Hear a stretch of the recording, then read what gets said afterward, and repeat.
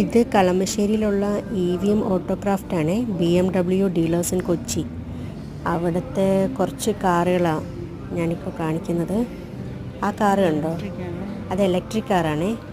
ഒരു ഒറ്റ ചാർജിൽ 600 കിലോമീറ്ററൊക്കെ പോകും. നല്ല ബ്ലൂ കളറിൽ നല്ല ഗ്ലേസിങ്ങിനത് നേരിട്ട് കണ്ടാൽ എത്ര ഭംഗിയാണെന്നറിയോ. അത് കൂടാണ്ട് ഇവിടെ വേറെ കുറച്ച് കാറുകളുണ്ട്.